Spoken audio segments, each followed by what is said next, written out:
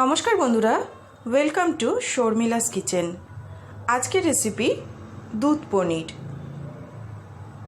এর জন্য এখানে নিয়ে নিয়েছি 250 গ্রাম পনির। পনিরটাকে এরকম কিউব করে কেটে রেখেছি।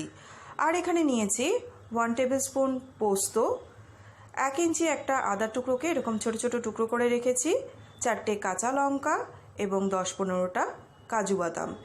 এগুলোকে সামান্য জল দিয়ে একসাথে বেটে নিতে হবে। কড়াইতে এবার 3 টেবিল স্পুন রিফাইন তেল গরম করে পনিরগুলোকে দিয়ে ভেজে নিতে হবে। পনির ভাজবার জন্য 1 চিমটি মতন নুন দিয়ে দিচ্ছি। পনিরগুলোকে কিন্তু খুব লাল করে ভাজতে হবে না, হালকা করে ভেজে পনিরগুলোকে তুলে নিতে হবে। পনির ভেজে তুলে নেওয়ার পর ওই তেলের মধ্যে দিয়ে দিচ্ছি 2টো শুকনো লঙ্কা, 7-8টা গোলমরিচ আর গোটা গরম মশলা। এর মধ্যে আছে দারচিনি, লবঙ্গ এবং ছোটো এলাচ। ফোড়নটাকে কয়েক সেকেন্ড তেলের মধ্যে নাড়াচাড়া করে নেওয়ার পর প্রথমেই যে মশলাটা বেটে রেখেছিলাম সেই মশলাটা এবার দিয়ে দিলাম। দিয়ে দিচ্ছি স্বাদ মতো নুন আর 1 টিস্পুন দিচ্ছি চিনি। মশলাটাকে এবার মিডিয়াম ফ্লেমে কষিয়ে নিতে হবে যতক্ষণ না মশলার চারিদিক দিয়ে এরকম তেল ছেড়ে দিচ্ছে।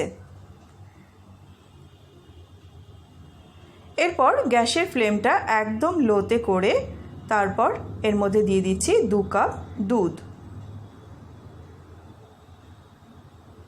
দুধটাকে দিয়ে মশলার সাথে ভালো করে মিশিয়ে নিয়ে মোটামুটি 2-3 মিনিট লো ফ্লেমেই রান্না করতে হবে।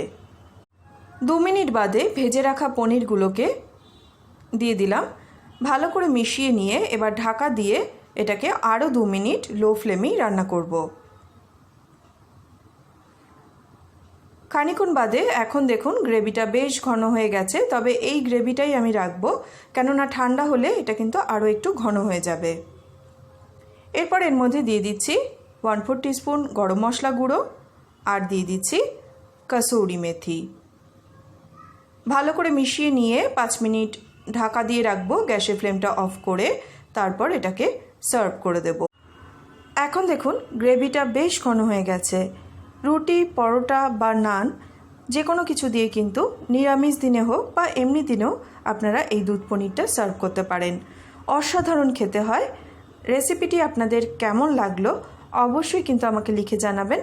ভালো লাগলে একটা লাইক করে ভিডিওটি শেয়ার করে দেবেন এবং আমার চ্যানেলটি যদি এখনও সাবস্ক্রাইব না করে থাকেন তাহলে প্লিজ সাবস্ক্রাইব করে পাশে থাকা বেল আইকনটি প্রেস করে দেবেন। আজ এই পর্যন্ত বন্ধুরা, দেখা হবে নতুন কোনো রেসিপি নিয়ে। সবাই খুব ভালো থাকবেন, সুস্থ থাকবেন।